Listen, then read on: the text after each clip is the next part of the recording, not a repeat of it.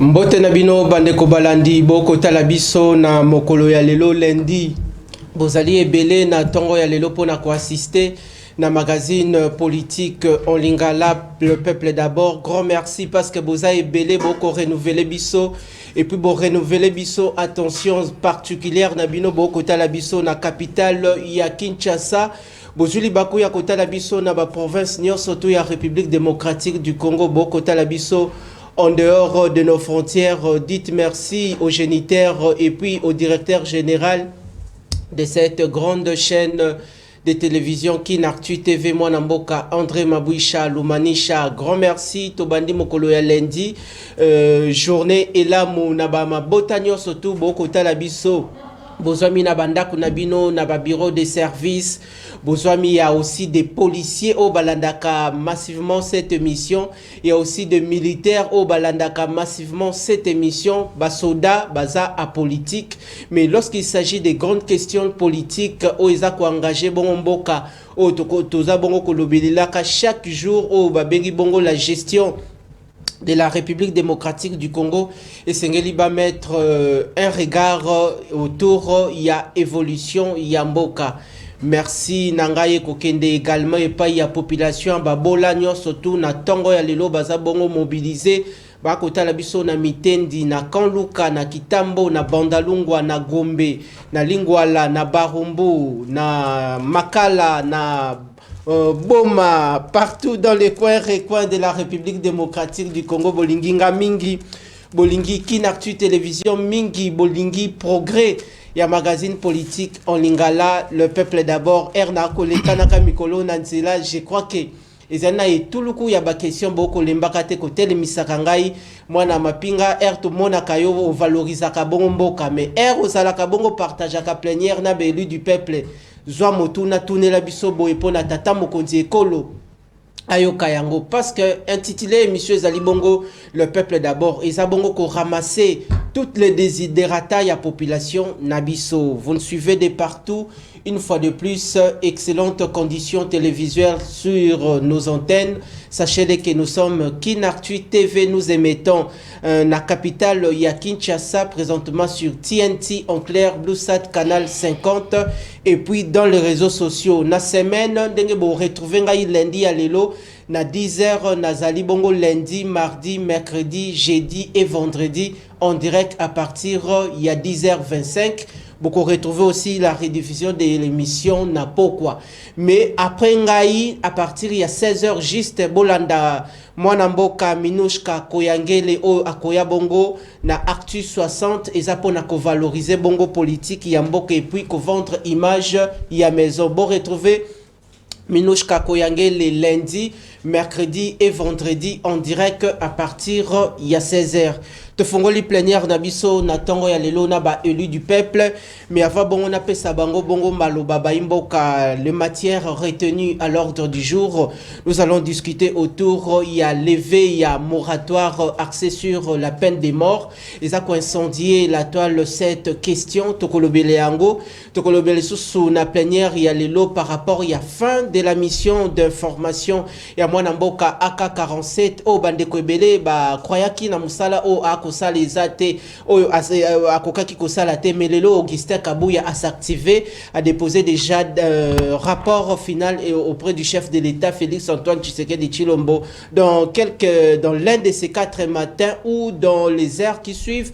Beaucoup mon bongo nomination il y a formateur de l'équipe gouvernementale au Babengi Bongo le premier ministre Wakoza Bongo Mokitani Jean-Michel Sama Lukonde. Il y a aussi dans les réseaux sociaux il y a aussi les allégations, il y a Mwanamboka Augustin Kabuya lors de la matinée politique, il y a samedi dernier, le week-end dernier, Tokolobelango, Tokolobel Sousso et Talibongo Likambo, il y a fête, il y a Pâques, le cardinal Fridolin Ambongo s'est exprimé, cette question aussi incendie la toile. Grand merci, merci infiniment pour la fidélité, na fongoli plénière. Mutunyo soto kotalanga ozana bureau de service partout et ça lozana kati ya Zambo kolanda le peuple d'abord bandeko ya Mayombe bandeko ya Idiofa partout et puis pas inanga ina Lualaba na Kasaji, merci Nabino na pesi bino mbote bozali de partout bokota la biso, même na Grand Équateur, na Grand Kasaï, biso nyos tozali ba Congolais, la cohabitation pacifique entre les communautés congolaises. Na pesi bongo malobe pa ya belu du peuple tozana bango na plateau na tongo ya lelo mwana mboka David Kaemba. On a ko rappelé azali parmi ba combattants de première ère. Il y a UDPS. Ndeko Gistek Kabou, il y a air nomination et il y a premier ministre à ça la formation et équipe gouvernementale. Bobo Sanaka soldat nabino oyote. Oyo na ko la kisabino ye. Azako bunda tongo midi pourquoi pour l'intérêt à parti. Pendant que bamsous na UDPS bazui ba poste. O ba yebi même pas ko défendre image ya parti. Bazoko quand même pas ko vendre image ya programme ya tata mokonzi ekolo Félix Antoine Tshisekedi Tshilombo. Bobo ça n'a été. Bobo ça n'a été. Élu du peuple boye malam. Même Bible yango moko lobi, Dieu se souviendra de moi ou Dieu se souviendra de nous. Na pesi bongo maloba. Merci ndeko Richard Nawesh. Merci. Nazana esengo makasi na eloko uti koloba parce que c'est vrai. Tozana kati habitando ike chaque jour. To bundela ka parti, to bundela ka peuple congolais parce que aujourd'hui Tozo bundela ka mboka. Tozo bundela ka mboka. Mais mboka sans peuple les mboka te. Très bien. Ya on a lobby tozo bundela ka peuple congolais parce que peuple congolais nda sali mboka ya Congo. Na yango wana na pesio merci quand même na malobo uti koloba d'avant tout na kopesa na nu mokonzi tata mokonzi mboka Félix Antoine Tshisekedi Tshilombo et si kazali na pesi mbote parce que na yebi que avec sa diplomatie agissante Moussala Kosala chaque jour na Congo, tozana katia komona ki azo bunda et il est seul au front azo mataka tongo pourquoi pour na mboko ezala vraiment na kimia mbokezo vraiment kimia parce que guerre ya est eza guerre ouais sali 30 ans tata mokonzi mboka Félix Antoine Tshisekedi Tshilombo uta kokoma na ye mokonzi azana 50 ans kende 6e année na ye mais kuna tu as vu que l'ennemi a infiltré le pays depuis longtemps. Na musala ko sala chaque jour, yango nozomona ke Paul Kagame a fandité. Amoni que voilà le vrai combattant ya ba congolais. Oya kosilisa situation ezana est, pe communauté internationale du jour au jour. Bazana kati ya kocha président nanga pression parce que azali na kati ya kobunda pona intérêt ya ba congolais na yangwana na kopesa yembote na lobi longonya ko bunda ko lemba bitumba wana te zala na front chaque jour. Sans oublier aussi les autorités à Union Sacrée, on a pesi mbote, bango nyonso présidium ya Union Sacrée na pesi bino mbote, sans oublier aussi mon co-débatteur qui est en face de moi, na pesi mbote na yebi que émission kozala malam, balandi bazapete bakozala très bien, bazala bien satisfait. Est-ce que bah membre il y a présidium au Bazabongo le ténor il y a Union Sacrée, est-ce que bah mettre à la disposition de tous les communicateurs il y a Union Sacrée misolo parce que récemment Tolanda qui ba communicateur ba ko swambongo te ba ko le kanana ba TV, est-ce que les présidiums baza ko s'occuper na bino bien parce que beaucoup vendre ko valoriser image il y a programme il y a tata mokonzi ekolo. Oui, du côté là, je peux dire que il y a je suis en train de parler la vérité. D'ailleurs oyebi ke tant na leka bitando na yo ike ngana zaka mutu moko na zaka na katikati na linga kokotela mutu te. Très bien. Le mal c'est dans nos communicateurs il y a Union Sacrée. C'est ça là où il y a le mal. Na yebi ke ngande na leka bitando ike boye na zwaka mbongo ya mutu te na yebi pe mutu moko te o apesanga $100 na yepo na leka. Mais avec les soucis ndenge tolobaka na IDPS combattant jusqu'à la mort. C'est pourquoi je suis là chaque jour sur un plateau politique, en train de défendre mon parti, en train de vendre l'image de mon parti, pena kati ya ko défendre tata mokonzi mboka. Mais nayebi ke na kati ya Union Sacrée, ba communicateur o bazako kendaka ko tokaka ba porte chaque jour ko zwaka ba mbongo.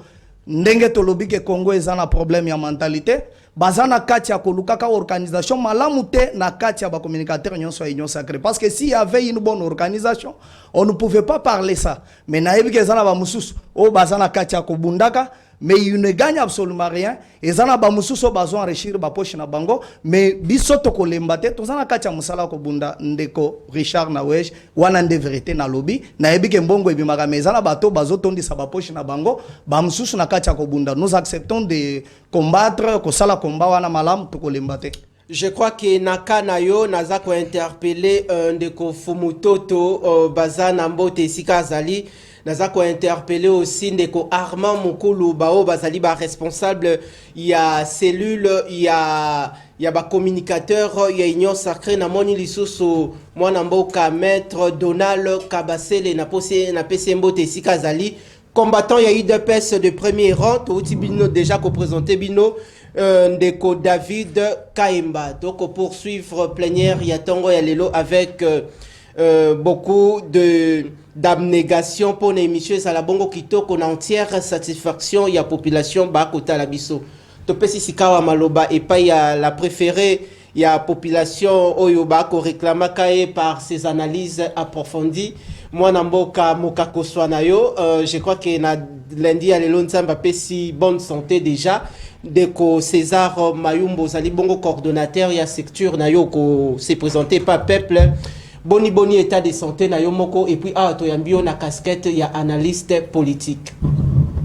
Merci Ndeko Richard Nawaj. Merci Nayo. Mapinga. Sengo ya kokutana na lisusu na tongo yo poto analyser toujours makambo ya mboka na biso.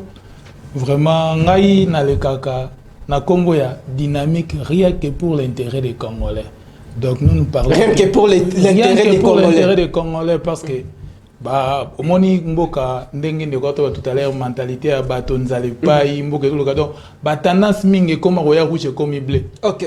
Donc pokaka muta tondisa ba poche na ye lumumba soka salaka ngo ndeto za galelo ndeto za hotel c'est-à-dire ba salaka ba agissaka juste pour l'intérêt des Congolais o ba goya kalobi amona ta bilonge ba baza en face nete matana ba o ba goya lobi nde wa bito tikela ba tikela biso Congo o donc yango biso to ba to mona donc to le kolobaka bo solo les valeurs et tika yo lobi a to zate kombo ekotika la ngo rien que pour l'intérêt des Congolais ndeto le kaka pona koloba vraiment esengo ya kozala liboso ya ndeko poto mais quand même peut échanger moi je crois ils agissent juste pour l'intérêt des Congolais. Les hommes passent mais les institutions restent. Kabila régné pendant 18 ans à la tête de la République démocratique du Congo. Le chef de l'État actuel Félix Antoine Tshisekedi Tshilombo est en train de s'activer pour naïpatika atiki là-bas congolais héritage naïe total héritage yandeko Félix Antoine Tshisekedi Tshilombo après 2028 c'est kozala nini.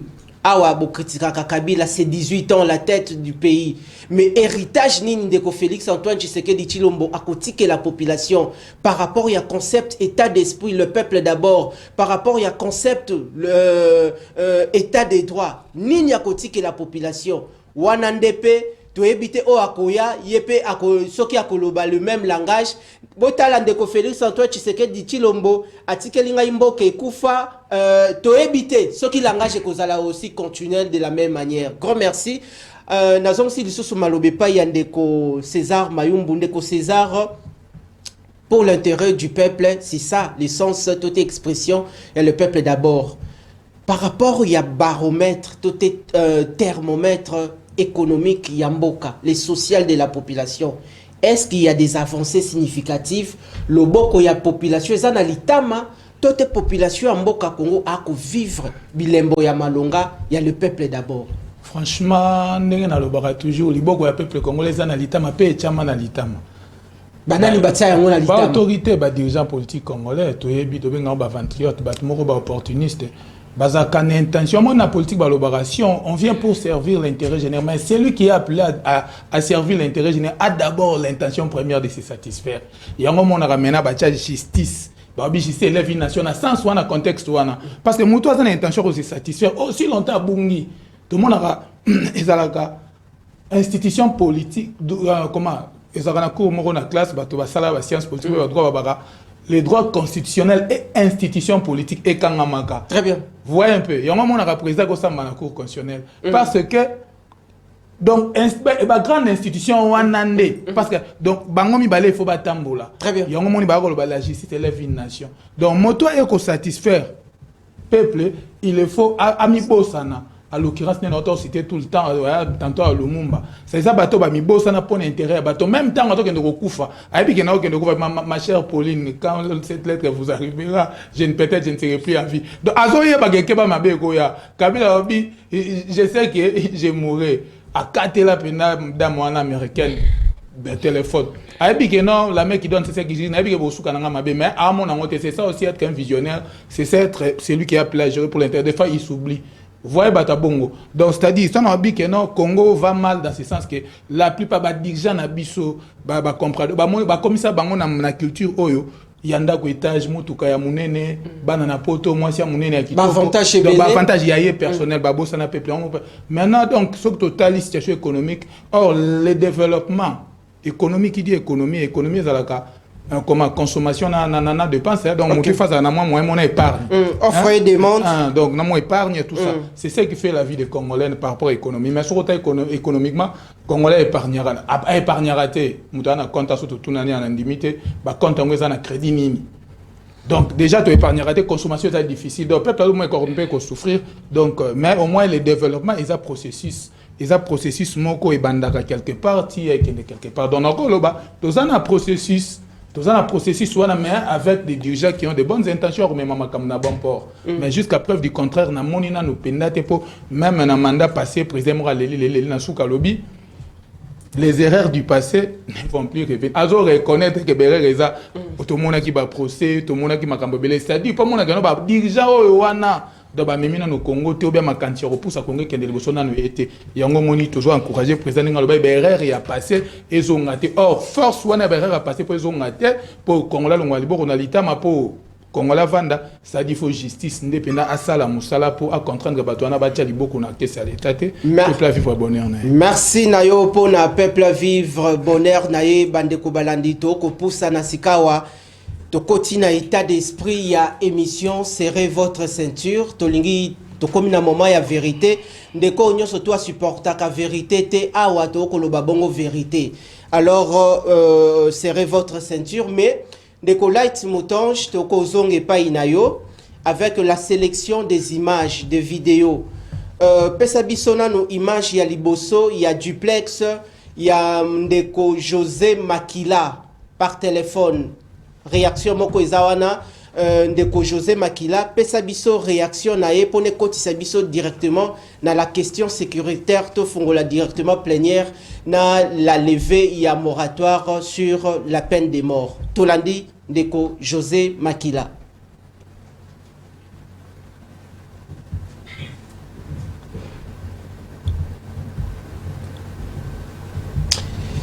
Tozali déjà kopoussa na plénière na biso na tongo ya lelo pendant que Joseph Kabila n'est jamais sorti du pays en cachette. Il précise que ces allégations. Pour lui, Joseph Kabila n'est jamais sorti du pays en cachette. Il précise que l'ex-président n'est pas en intelligence avec les agresseurs du pays. On l'écoute. C'est tout simplement triste. Monsieur Augustin Kabouya devrait regarder dans le rétroviseur et de voir d'où il vient. Qui est-il, Monsieur Augustin Kabouya? Pour parler de Monsieur Joseph Kabila comme il entend parler aujourd'hui. Joseph Kabila a été président de la République démocratique du Congo et il a travaillé pour la République. Il a fait ce qu'il a fait et le peuple congolais s'est retrouvé dans ce qu'il a fait. La preuve, comment l'UDPS a accédé au pouvoir et quel a été le premier discours du président Tshilombo. Qu'on soit humble avant de parler de quelqu'un, il faut quand même tourner la langue 10 fois. Monsieur Kabouya, peut-être il est ignorant pour savoir qu'un sénateur comme un député peut circuler dans toute la République et sortir comme il veut. Donc, monsieur Augustin Kabouya n'a pas à dire que le président Kabila est sorti du pays sans qu'on le sache. Plusieurs membres du FCC ont rejoint les agresseurs. Est-ce que Joseph Kabila ne soutient pas les agresseurs?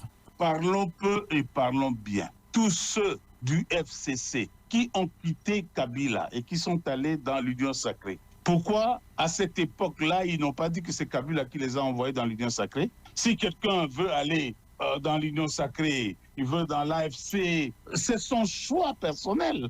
Et pourquoi on condamnerait Kabila aujourd'hui? Parce qu'il y a certains cadres du FCC qui sont allés de l'autre côté de l'AFC. Ont-ils de preuves que c'est Kabila qui les a envoyés d'aller de l'autre côté? Avant, c'était Kabila qui bloquait tout. Aujourd'hui, Kabila continue à tout bloquer. Et je le répète, l'ingratitude n'a jamais payé.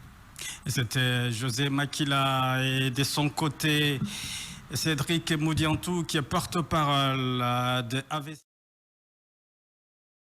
Population boko talabiso de partout sikawa to fongoli plénière nabiso to kolobela o etali bongo la question sécuritaire dans l'est du pays o Sengeli est préoccupé congolais surtout à libaku ya kota la plénière na mokolo lelo. Nous allons aussi peindre les tableaux par rapport il y a décision il y a levé il y a moratoire sur la peine de mort mwana mboka awa o komema bongo charge il y a parti UDPS parti présidentiel koloka ba allégation ya mwana mboka José Makila na je crois na etando moko ya mboka na biso awa na Congo lecture nini o kosala na ndenge ye à réfléchir par rapport il y a la question sécuritaire par rapport il y a ba déplacement il y a sénateur à vie Joseph Kabila Kabange et puis le propos tenu le week-end dernier par AK-47 Augustin Kabouya Mwanabute. Merci ndeko Richard Nawesh. Ndenga na yebsaka ba Congolais chaque fois que tangana le kakabitando ike ezaka nous sommes des analystes politiques. Ndenga ndeko uchi koloba notre charge ou bien musala to sala kana bitando ike ezali ya ko analyser malamu po ba Congolais bayoka en réalité et loko ni les oleka na mboka na biso nazaka fanatique ya mutu te pe na tambola na ba sentiment te chaque fois lorsque je viens peut-être engager la République ou bien engager mon parti sur la voie publique. La première des choses na makambo ndeko José Makila alobi na simbie loko moko alobi ingratitude. C'est ce que moi j'ai retenu na babiloko na yenyon so alobi ce qui est une lourde fardeau. C'est-à-dire charge mobimbache secrétaire Nangezali ingratitude. Je vais tout d'abord poser la question à l'opinion pour nous fixer opinion malam. Ndeko ndengo lobi ingratitude. Est-ce que Namboka ndenge président Joseph Kabila a dirigé Mboko yo atikeli Mboka président mususu lokola cadeau a pesi biso? Parce que terme ingratitude au koloba yango neti yo babota Joseph Kabila na pouvoir yende mukabia pouvoir na batu mususu yango no koloba ke mutu mususu asali ingratitude pa na bino to raisonner na ndengona. Tout d'abord vous avez mal parlé phrase wana kogai ko utiliser mo wana te to yebi ke constitution na biso ezoloba boy président azali na mandat Moko renouvelable une seule fois. Ça, c'est la constitution. Kabila nous a dirigé depuis 2001. À kota pouvoir na ndengenini. Wanana na zozonge la José Makila. Kabila tango koti pouvoir. Azaki lo lengenini. Na zongeli José Makila. Parce que bozo sakanana peuple. Tango zoleka pour recadrer mon secrétaire général Augustin Kabouya, vous avez utilisé le mot ingratitude. D'ailleurs, c'est Kabila qui est ingrat. Parce que Kabila ba maman ndengende kwa uchi kolobake nous défendons le peuple. Toyambi Kabila tango de la koti na mboko yo. Kabila azalaki kadoko. C'est ça le terme qu'il faut utiliser. Azalaki kadoko. Toyambi na bandika na manyoko na bandika o bazako tana na basak na bango na basakado na baboti ya 3000 francs ya ba chinois. Il faut to lo bandenge wana.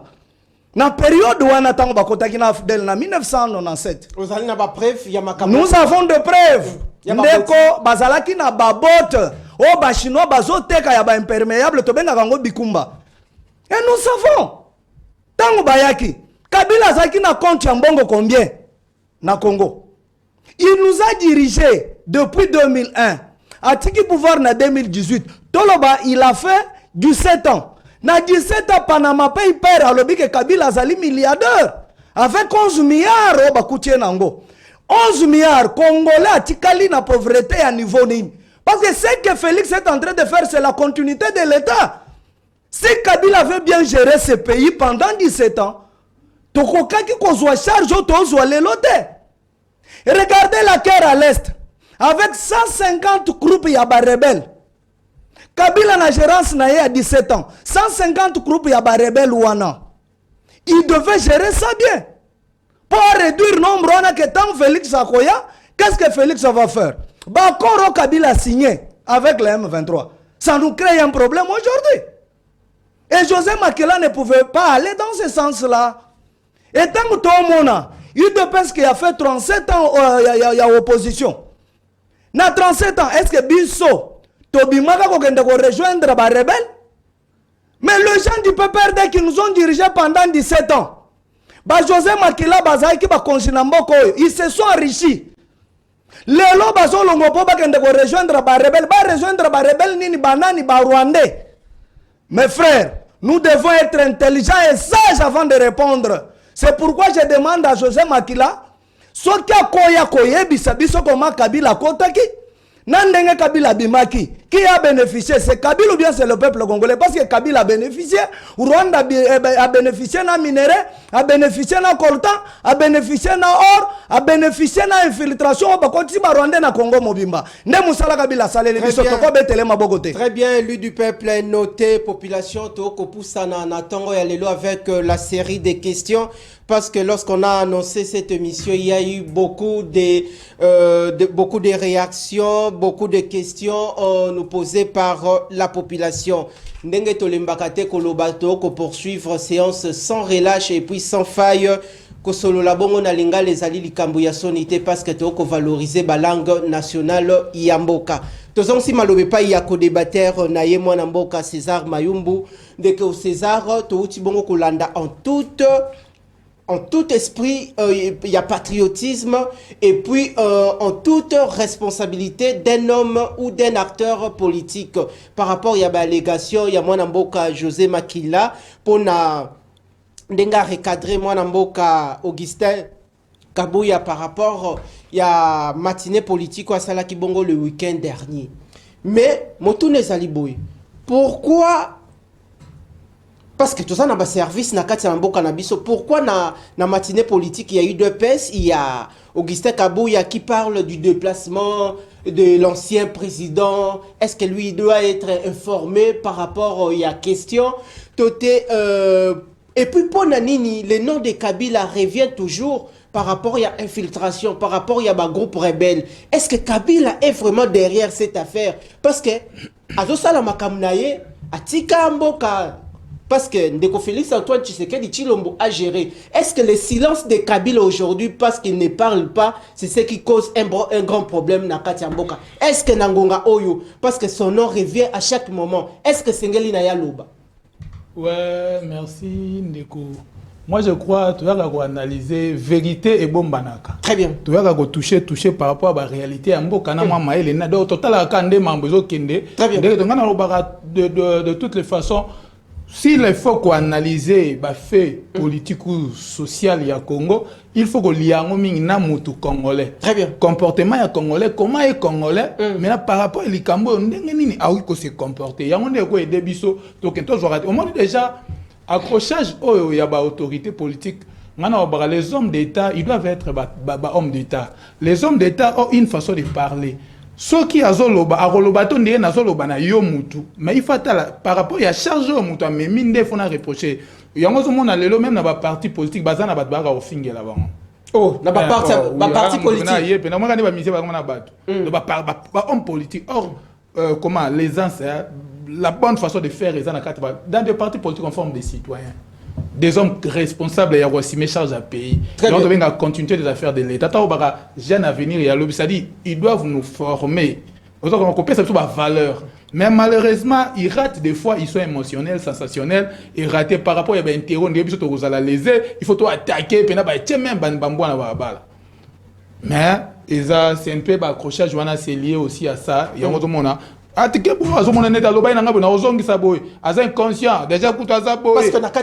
José Makila lobby parce que de l'autre côté il y a Augustin Kabuya qui a tiré. Oui, même Augustin Kabuya. Moi, je dis, je viens parler au nom des Congolais. L'homme congolais, comment il agit. Très bien. Des hommes politiques congolais, bien qu'ils occupent des opportunités, belé. Tout le monde a où tu as. Ndé ba élection où tu as. Ba où tu as banda kutu na bona ba quartier. Abimine député comme député à côté national. Oh, vous avez na bona ba quartier. Ouais, tout ça qui na ba. Vous avez ba unité ensemble ba crédit. Ba kuta ina kamba lobate. Mais ndenge keza ba connivence, ba couloir, makamwe za courage na ye. Achebnet il y a un député. Ndenge ba longoli ba député mususu abimina moi 1000 quelques fois na bois comme Vous croyez vraiment à comme il y a bleu, à comme il a na roi joana, à comme il faut vivre viwana, à comme politique, peut-être immature qu'il était, n'engazaki, je n'insulte pas, mais je dis ce qu'il peut être. Donc, maman comme politique. Pour ça, non. Mais peut-être le langage naïe, il sait pas comment parce que peut pas partir où tu peut-être besoin quelqu'un va recruter parce que là va un candidat pour compléter la liste et ça l'opportunité Dieu vouloir à compter ou à commis. Donc vous voyez un peu, on va parti politique, il faut profiler ça la recruter qui va former qui c'est alors Barosala. Oyo, tant abimi boyebi que vous êtes responsable qui parle. Il y a un monde va rater. Augustin Kabouya, c'est un secrétaire général d'un parti politique. On a statut, je lui donne du respect parce qu'il a géré à battre.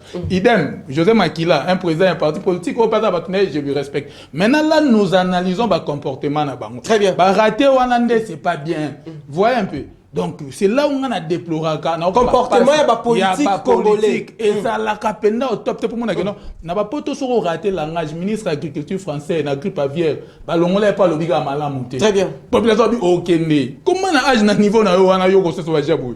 C'était une erreur, il faut payer un mot. Entre les deux, entre Augustin Kabouya et José Makila, nanya lobi mabe. Les deux peut-être que Augustin Kabouya, bon, nous on une question tout à l'heure, est-ce que c'est de ses pouvoirs ou de ses prérogatives, il y a Lukagoye baba sorti na ba entrer ya Kabila. Il faut informer, je ne crois pas. Kabila rotambola nga lingi aza congolais, ndenge to adopter, aza congolais, mais est-il kaza mutajera pays na situation pays zo vivre, il est faut total la raie penenga zo bouger. Il faut to yeba baba mboka zo mala muté. Vraiment des total jeunesse makamde to analysera. Vraiment franchement, c'est un peu flou. Surtout que na batune bato kata bato kendo nanga mutaye la biso l'excepto yebi ne moko fonctionner. Moi je parle juste pour l'intérêt des Congolais. Yebi ndenge ba adopter ba na ba seni wana ezarami na batana ça ba ya pouvoir nanga moi je crois il était de Kabila bazaki bato baki na tendance à Kabila lelo yo nanga yo zaki de Kabila comme hier de mutu ya Kabila aussi de Nikadima et de Félix Tshisekedi lobi langage ko changer non ngai na ba analyse nanga je m'assume oui baza connivence c'est comme ça c'est ça le Congo le Congo to yebi yango même na ba club na ba biloko to sala kana ba pire waza mutu nanga yo to déjà to tchana kaka bo pour assurer OK ka bon on a raté. Franchement, oui, c'est le pouvoir. Pouvoir, Machiavel, lobby, et ça, là, oyo, na bozala l'aise, alors ça, t'as roboma. Juste pour garder ma camouflage, mais ça, monter le rôle à bout, non. Et que les casser, c'est pouvoir être bizarre de fois. Si quand on a poussé à moi, je me dis justement. Ça nous saline à une minute, 30 secondes. Si le faux Kende, moi, je crois, José Makila, a couillé qu'on le battait nende wa lobe, on dirait, à tikelaki. Au moins, les babylons sont pas lobaga. Quand j'ai comme ça, on dirait, on dirait, bilan, on dirait, bagé. Makila a ces kilos là, non, ils sont ingrats, ils ont baba kasondier pouvoir moi ça ba. Ouais puis normalement na mboko eza sérieux so série ya solo. Ba ça ba to kangama. Oh il y avait un deal. Oh to pesa qui? Yo pesa qui pouvoir moi ya nani? On a pouvoir au pesa. Depuis que nous voter pour c'est qu'elle a présenté ba preuve. Ni ba preuve voter na pesa qui a ingrat. Yo so mon ba gé. Dans la mboko biso peuple nga na lobaka na bino, mboko ezaka ya biso, biso to pesa pouvoir wana, ils agissent à leur nom. Ndenge zawana plutôt non vous excusez moi peuple donc déjà toi du colo ils agissent non donc ndenge zawana oyo bakosa les apona biso bakoki kokenda raté azoloba alors la lecture ya langage nae c'est-à-dire ba organiser pouvoir ba ça qui j'ai. Donc il faut déjà ce que justice pour venir à malamu. Il faut le batambolo baradil wana parce que les élections étaient organisées telles que il a fallu. Maintenant ce que pour pesa kanengeni ne samarandeni. Donc tant ba réclamant ba mon facile d'abord ça va rien. Hier Corneille Nanga a fait le point par rapport il y a Likambo il y a l'économie Nandeko José Makila il est revenu sur ça. Est-ce qu'il y a quelque chose où ils ont caché autour de cette affaire? Ce qu'ils ont caché, c'est-à-dire que ils ont série baza batteur quand on a fait remettre la option autour na TVT. Très bien. Alors remettre la option autour na TVT et ça bilo mo fait ça qu'il ba bomba maintenant mais les gens de na ko secret non ngana na muninga mo boye. Tant aux autres là-bas, Mickey a vu Chenette na bon andako. Il y a or maman ya la tia ke ba botole nanze. Le biga ko lo ba de pas so na ndenge mo fraudulé. Azo na ndenge ba beto ko ba botole nanze la ay ba de a lo ba ndako nini.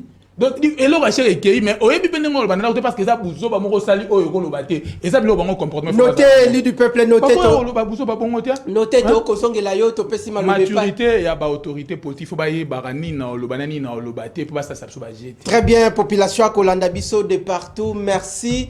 Na bande kobo kolembate kobenga kokoma ezali na bande kobele ba kobenga pendant que monsieur ezali en direct bobenga te le seul maître mot d'ordre ezalaka bokomela biso na mwangonga ya suka na kotanga ata bokomie belé na kotanga quelques messages oyo ezaba message oyo na kopona oyo bofingi bakonzi ya mboka te bofingaka bakonzi ya mboka te bofinga pe élu du peuple bazana plateau te parce que baye awa pona kobundela bino pona ba interpeller les autorités compétentes boyebi ete Kinshasa pe Congo ezali na ba multiples problèmes d'ordre social likambo ya mai likambo ya courant likambo ya kuluna oyo ezako préoccuper les quotidiens ya population. Merci.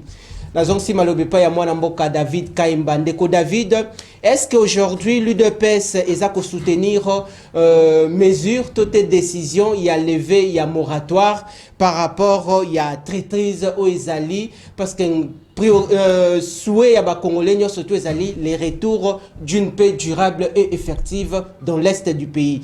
On les a dit premier motuna ce qui tokoki ko situer beaucoup plus likambo ya levé ya peine de mort to déterminer en quelque part au esengele za la d'applicabilité toté d'application. Est-ce que esengele za la na pona bakuluna toté esengele za la pona ba o ba ko détourna ka misolo ya mboka toté esengeli ba appliquer yango ba oyo baza bongo ko trahir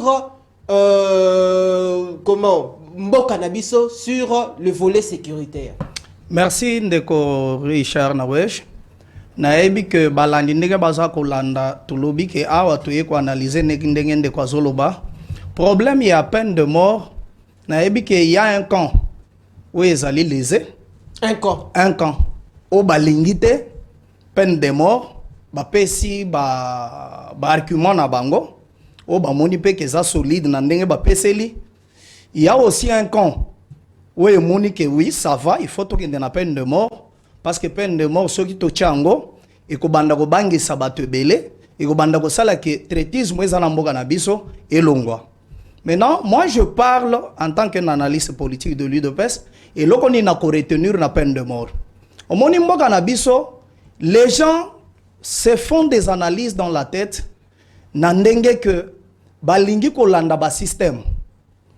Mais système, ou il y a lever moratoire, ou bien qu'il y a lever moratoire, peine de mort ou pas peine de mort, et zali ba système est outil na mundele.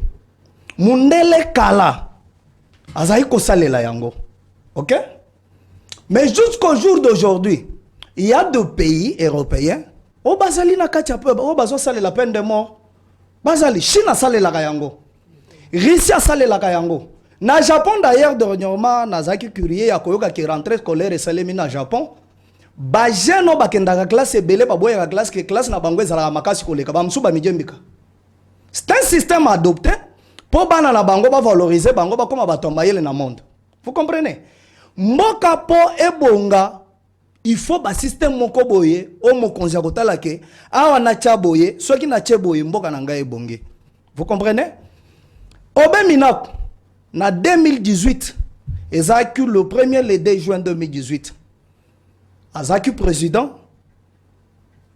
babanda qui ko travailler, il y a un atelier au ba organiser kiawa. Président il y a assemblée nationale. Il y a assemblée à l'époque. Ba organiser ki un atelier moko, atelier wana ezalaki ke Afrique azonga ba lever moratoire, Afrique azonga na peine de mort. Ba salaki ango 2 jours. Ah, autant tokoti na pouvoir ya Félix, avec le président ya PAG Zaki, professeur Mbata, ils ont encore travaillé là-dessus, sur le veille à moratoire et peine de mort. Bazaki na Bakrisel Vangu, ils ont parlé du côté à droit de l'homme, ils ont parlé sur la peine de mort.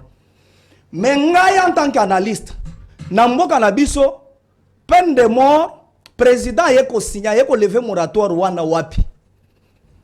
Et Zaki na conseil à défense kotaki. Ce sont des grandes autorités. Conseil supérieur c'est-à-dire de la défense. Conseil supérieur et à défense. Il y a un secret en matière de défense. S'ils sont allés, parce que ce sont des intellectuels congolais qui ont raisonné devant les chefs de l'État. S'ils sont allés plus loin, il y a qu'à convaincre les chefs de l'État à lever moratoire. Il faut tirer attention. Parce que hier, Moutazo la peine de mort à cause à la fin nanda kuna bango, à fin du soir na bureau parce que à mon conseil à l'église, à melaka café kuna mayebi qu'est-ce qui se passe dans la sécurité de notre pays? Parce que batunyon sont na basa baso bate. Ce sont des grands docteurs na kacha défense. Il y a de grands professeurs, il y a de grands licenciés na kacha défense na biso.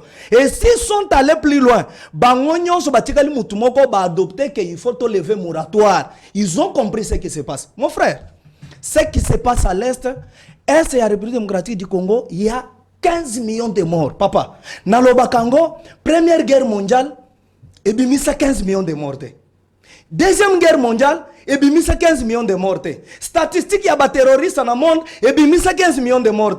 Mon frère, mais c'est plus dangereux pour notre pays. Et c'est plus dangereux pour l'avenir du Congo. Totuna, Baminele, o Bazalaka, Basalaka peine de mort.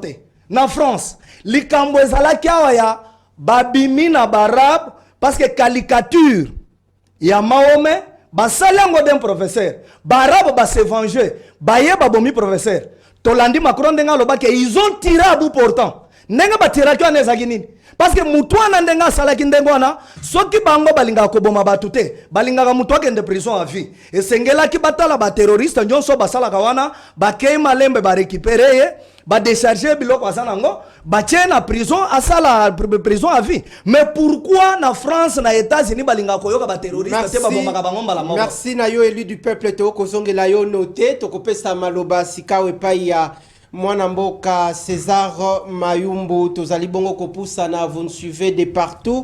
Merci na après intervention ndeko César na kotanga moi trois petits messages, toutes les trois petites préoccupations au bino population pour soumettre na séance plénière ya tongo ya mokolo lelo. Grand merci pour la attention sympathique. Topesi malobepa ya Ndeko César. Ndeko César, pensez-vous aujourd'hui en toute responsabilité pour assurer la paix tant entendue par la population congolaise, est-ce que Sengeli ko appliqué déjà et ça la mise en vigueur la décision sur la levée, il y a peine de mort, il y a moratoire sur la peine de mort. Est-ce que aussi peine de mort en l'une des solutions qu'on résoudre au surtout aux observer la gestion et en cannabis considéré comme une faiblesse? Ndenge Tolobaki, je crois, dans une émission passée par rapport à lever un moratoire à peine de mort, Tolobaki vit la réalité au Congo vivre. Tu as luka intention parce que mobeko et botamara peut-être par rapport à fait mon les faits procède les droits. Likambo et botamara pour sali mobeko. Donc lever un moratoire pour pas kende ko bomarambala moko. Moi je crois on cherchait intention première et outeli na likambo nini. Tout le monde ko éclairer biso les lois à lobby, il y avait un conseil au Evandaki entre autres conseil supérieur de la défense. C'est-à-dire il y avait des éminents au Bazaki wana qui connaissent bien les secteurs, les contours ya banjo wana, c'est là où l'intention est relevée parce que bah mon a qui sensibilité par rapport n'enga bazo mon réalité sur terrain. Très bien. Ouais. Donc biso tout le monde d'ordre social comment pour me relega sambi ba rozwata musu kuluna parce que tu kuluna ba te bele wana. Acte nyonso ezo kende similaire na makambo ya saboter sous population to bongo il faut que na pardon de konakati yote une question de curiosité ndenge okoloba peine de mort pour na kuluna to ko mona kuluna ko kata mais Ernde Kostanis Bouchaki Rauti Kobima awa na prison asa journaliste d'investigation peut na PCMBO tesika azalina libota na mobimba mokako swa musale kende toujours kitoko asali ba révélation ya oye amoni na kati ya makala que il y a un homme Sali 21 ans. Mais déjà na procès sans pour autant pas fondre la procès. Déjà PG yo kana chité na motuna na ngai. Déjà. Na chité na motuna na ngai. Bongo bazuzi o ba ko sambisaka mabe un procès bidon o baza ko tinda bandeko ko kende ko sala ba 10 ans na ba makala via moto mobimbeleki na prison catégorie bandeko wana est-ce que ba ko mériter peine de mort? Yango biso oyo déjà ba juge au moins même tolo belekamba peine de mort moi personnellement parce qu'ici c'est que nous analysons n'engage que nous et ça la parole d'évangile et la providence que au biso to binde amen. Très bien.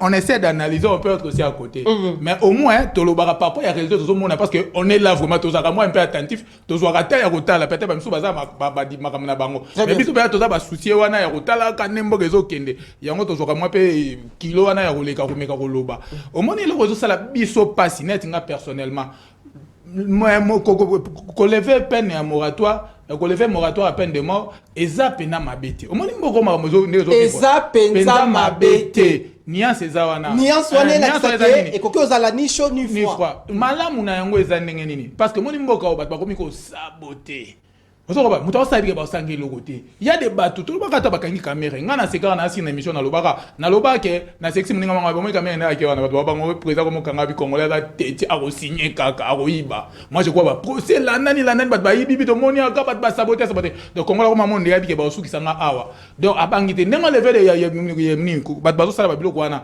ayabi ke na govana na prison na kuta na magistrat moko magistrat ebisingai abi yoni ngolo baba bilo non au monde on est très rationnel au monde on magistrat un magistrat congolais plus dire encore ya moi si abi singai osaka ba je yo gaso ko tina mboko yibate ngam na yibate c'est ko zo ba benga c'est une petite sœur chez ngai est-ce qu'il y a makambo solo yo kolela akola na famille catholique papa bango pena donc bateau église catholique ba kina barata église wana mais si yoni na ebelo koleli toi tu peux vraiment me dire ça abia César na ebisa so ko sali jetalio grand frère koyi ba pe mbongo ya moketo so côté na ngolongola ngala je ne vois pas yo lo bananga makambo yo abisi ngobi jouana na kama ngana magistrat sanga biso mo ndeso yibimbo ngako yiba mbite yiba ebele pe ko kimate lukaka avocat makasi siko yene mto négocier ba magistrat ba osambisa o c'est-à-dire tango négocier bango bokabolika yo tika na oya yo mon dieu na lobby yo ka magistrat oya za censé ko juger ko pesa ko faire élever cette nation très bien la justice élève une nation mais telle siko culture ba kotisa donc c'est comment dirais-je eza communauté mobimbo ça déjà université déjà ya magui tamwe mamba bien que akoma na ndenga akoma alobisaka biso les trois ndo benga ngo trois nini ngo vert ceux qui villa ceux qui ni natanga ba viwa moi je crois les places levées à moratoire et ça la passe le juge déjà président lobby la justice est malade ce que tango ba rejuger on a politique tout ça comme ba règlement de compte parce que Congo là makambo eza sérieux o facha sérieux na ba mboka o eza sérieux yo soko o juger ngaka mabe c'est que ba kina ko contre yo mais awa ba juge wana ba komonde ba tout puissant même si a sali makam na sentiment na ye donc a lobby o ya lingi na tongo a tiango boye et kenenge kei muta ko inquiéter ba komonde ba ba intouchable ba juge wana donc vous voyez un peu on dit ba interpeller o ya lobby etika la bongo za parole de même si ekei on trouve ça bizarre on doit que lever ma bat ba ko fa innocenté a ku feli kamba pilipili mais ba bomeli yango be ba lateka be wana te c'est là où ezo bang sa papa ya légèreté ya mboka tu comprends na ko chité wana ni population ko retenir est-ce que ça bien to ezali mabe eza na minute to esengeli ba situer yango na kambo ko ya maka on ndende kwa lobby tout à l'heure awa vraiment nazo sepela na moi objectivité ne mambo to bangai pe j'apprends aussi à ndenge zo lobaka très bien et là alobi ezalaki na conseil ya défense c'est-à-dire sous-entendu les soucis ezalaki mi guerre est place intention ya moral ya enlever moi parce que kunande buzo be salami trop ba kuluna comme sont des tétis peut-être pour leur intimider à l'équipe tout peut-être ba ozo moi dose mais au moins bazwa yango batala ba secteur batangela bisonde ba appliquer on a secteur sécuritaire ba chango poso ba bito kenango romona pena to wela moi si na ba politicien na oya biso on a yebi mususu soko sali CG na biso atindi baba bomayo très bien asombelo liwa asolina ba juge na epo aza beau frère na asengaki no melenga ndeka to koma parce que au Congo so ba batanga administration babi l'accès à la chose et du mode parrainage ezaka ba booster zo petit na ngayo ba tchani pas par rapport à compétence pas mérité quand on mérite on a des comptes à rendre avec les lois qui régissent les secteurs wana na oye pas na ote mais du fait que yenda tinda kinga la mec qui donne c'est celle qui dirige donc au moins est-ce que loko wana Congo eza mingi donc ozongela yo ba ki obi ke mutana zo Genevier donc des wana yepe na obi ke donc ozongela yo ndeko César ma be place zo bangi ça siko pen wana ya lever. Merci Nayo Ndeko César tozongsi malobe pa ya Ndeko David Kaimba Ndeko David question nanga ezali à deux niveaux premier niveau ezali est-ce que bagarde funini oyo l'état na biso akoki mettre en place pour na mesure wana ezala na suivi à Malonga et ça l'a vraiment appliqué à la lettre pour ne pas qu'il y ait de faiblesse pour na lobby tozong et la lisusu tala bataki mesure o me batala ki likambo boete ba contour nyonso to wana deuxième otuna quelle chance oyo accordé accorder nos populations tote bino IDPS accorda ki Augustin Kabuya lelo yo atiki bongo déjà rapport na ye pa ya tata mokonzi ekolo. Population c'est laquelle type du premier ministre o akoki ko remplacer mokitani ndeko Jean-Michel Sama Lukonde. Merci ndeko Richard Nawej na kozonga na likambo lobi ya moratoire que bakoki ko chaba mesure nini ya suivi po eloko ngwe salema na ndenge sengeli ndenge ndeko lobi ke na justice to zana problème sérieux na eloko ndeko lobi na zana mayele moko elingai na ba juge pe ndenge to lobi que c'est la justice qui élève une nation. Très bien. Ba juge wani faut président pe ba travailler là-dessus. Pourquoi? Parce que ba juge musala ba ko sala la biso na Congo moni Congo na biso ndenge to uti ko loba ke y a un problème de mentalité. Soki mentalité a mutu et c'est baby mutu ko rezona ka ndenge moko na nyama. Mais là tant mutu ko rezona ka ndenge moko na nyama ba bien ko za lebele mingi. Très bien. C'est ce qui est un problème majeur sur le problème ya Congo. Complot et outi awate, complot et outi libanda, complot et outi musika. Vous comprenez? Maintenant, par le travail, ndenge to outi koloba makambobele sur le à moratoire, to moni que président va comprendre que ce to sali boye et ko bangi sabatebele ba robanda ko sala yangote. Vous comprenez? Maintenant, mesure ba kozwa ndenge président yemo ko lever moratoire, il peut aussi faire quelque chose sur justice. Vous comprenez? Ça dit qu'au banda ko lande la justice au moni le londenge balongoli nani na opesa neti mwa makanicien na iloko uti koloba. Il faut structure moko ebotama na présidence ou ko banda ko sala pe suivi à justice. Au moni le banda ba cha IGF moko za la rattacher la présidence. Au moni ndenge ba sali IGF. IGF tam balongoli na ministère ya finance, ba commission ngo na présidence. Soit IGF yé na ministère na bino bien na bureau na yo. Yeba ke directeur azakana ou bien mandataire moko azalaka vraiment kotoka. Avant na bureau climatisé mais mutoke bandiko bima na pesi pe likanisi na ndeko likanisi pe César na munike likanisi na yeza malam président di misa structure moko ya suivi moi eloko moko bo ya suivi na justice ba banda ko kolandela ba décision ya justice ba kuti yo juge na mabe ozui vraiment mbano na yo ndenge ije fasalaka omoni zo basali pe na présidence basali structure ya ndenge wana savoir recadrer ba juge wana bakozonga pe bato parce que tout le monde qui bazana vide moral talaka kakanyaka ekoma ya tango mulai muto atonga ba mapa atonga banda ku 10 asomba ba mapango 15 na batu msu bakufi na prison ya sombi lupango na muto azonyo kwa makuna omonike muto akomi deja na momesano ya eloko wana akotika ngote mais soki bachelie pe na mbano pe na ya bien parce que na ebike ezana ba magistrat msu na ba juge msu bakangami pe bazana prison mais soki ka wana te parce que ba msu akoza la lié 1 million parce que problème to lobawa ndenga nde kwa lobi Congola comment soki amoni 2 millions de dollars 2 milliards même de kondenga lobi kazana ndeko na magistrat ndeko nanga ngape na zana ndeko nanga za kwa faire alobi akenda ke pa ya sénateur ndenga lobi ke bautaka na ba quartier to ebi ndenga bautaka sénateur ba kate suki alobi est-ce que nga suki na kutaina esika pena bazo détourner mbongo ngweza 1 million 2 millions ngana tika ya solo petit ngana ko zwango bana nanga babongi na koti prison wana sénateur akoloba ndenga mais maintenant omoni bato bazo gérer mboka avec des esprits à modèle wana c'est-à-dire les coulous en cravate ndeto lobi justice lokola président zo bunda kaka na makanisi na ye comment mboka fanda na kimia bacha pe suivi ndenge wana yo ke ozwi kanyaka batali dossier boy ko jugeango malamu te yo pe ozwi mbano na yo batebele bako na kozabino na semaine oyo bino mibale mokolo ya jeudi bande ko belé ba ko tala biso je crois les services de la présidence de la République je salue le DIRCAP du chef de l'État Guilain Mbouizia je crois à lundi oyo lobby et puis cellule juridique de la présidence de la République Bayoki et puis la presse présidentielle Bayoki je crois deuxième mandat oyo mandat ya GT ezali espoir oyo sengeli bilembo etikala héritage nini ndeko Félix akoki kotika la population mission d'information basée laquelle type du premier ministre avant to soit ko débattre notos clôture. OK, problème ya mission informateur, l'informateur a fait son travail. Musale kombina suka. Mais mutuna toko mituna peuple parce que ngala tambola mingi na kota ka babise na kota ka boy na yoka ndenge peuple azoloba. Peuple balobi ndenge za boy gouvernement ekobimakan. Mais na boye bina ba analyste salaka, nous avons compris que problème ya peuple congolais a la souffrance.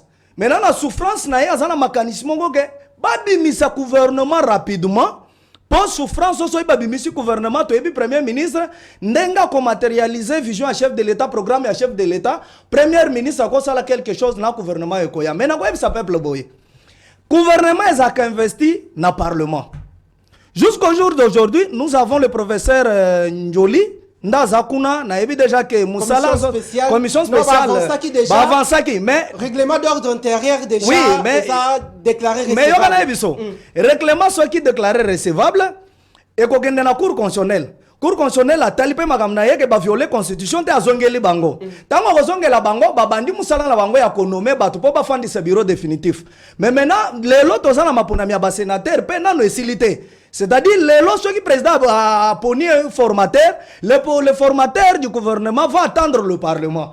Parlement et s'il va investir, il a présenté le gouvernement na basala musala. C'est-à-dire, il y a encore un temps. Mais les conditions na sa population zanine. C'est que ça 6 mois sans le gouvernement. Mais balandi le kwa malamu parce que moni maman, so kazo lamba fufu rapidement et côté bas. C'est-à-dire mieux vaut Kolambe loko malamu batubalia sosa malamu c'est ça que je veux dire. Bomba j'ai dit to kozongela yo to maloba ya suka ya ko débattre na yonde ko César Mayumbu on attend la sortie d'un nouveau gouvernement quel type d'un premier ministre avant to ya siko to lobela ba critères mokolo ya j'ai dit to ko consacrer mission maloba na yo. Vraiment pona profil ya ndenge to lobaka ya chef à gouvernement à Roya, vraiment il est fort à la moto, tout le barra moral. On a posté tout déplorer au Congolais, l'homme congolais corrompu, l'homme congolais vraiment à dépouillé n'a pas valeur. Donc vraiment il est fort à la moto, mais l'oiseau rare bazang raté. Il y a des Congolais aussi qui sont un peu intégrés. Mais tu as déjà ba combo na kati. Ba combo moni awa ba parti politique, moi je crois formateur. À me consulter par rapport parce que na ndenge makamna biso qui dans la politique ba poids politique yo za na combien tali na na rozala boye to yokani donc abongi si de façon que non et des autres étaient ba renommer moi neti ndeko moko atinde na message awa lobi ekoki ozala ndeko ba tinde balingi ya za moi je crois moni pe lo mususu oyo la vie est dynamique hein les mêmes personnes doivent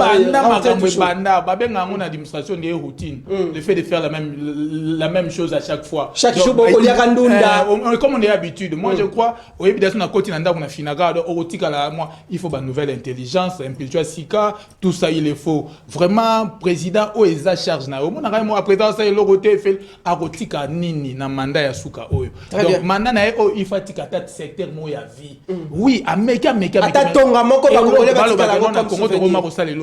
parce que le président a laissé ça. Ce qui a Rolandara politique, j'ai dit, vous voyez, il n'est pas partout à la fois. Donc il faut aïe belo ni azoluka. Attends les fils qui na mandat. Donc moto azala technocrate, moto azala matière, azala novice, azala pena. Moi je crois c'est alors qu'on l'a refait. Grand merci Nayo Mwanamboka César Mayumbu. Je rappelle que aux Ali Bongo analyste politique. Dans si bon malobé toyambela kibino lisusu mwana mboka David Kaemba combattant na UDPS. Grand merci population bozala ki ebele retrouver la rediffusion ce soir à 23h30. D'ici là portez-vous bien et bon. Si vous aimez une émission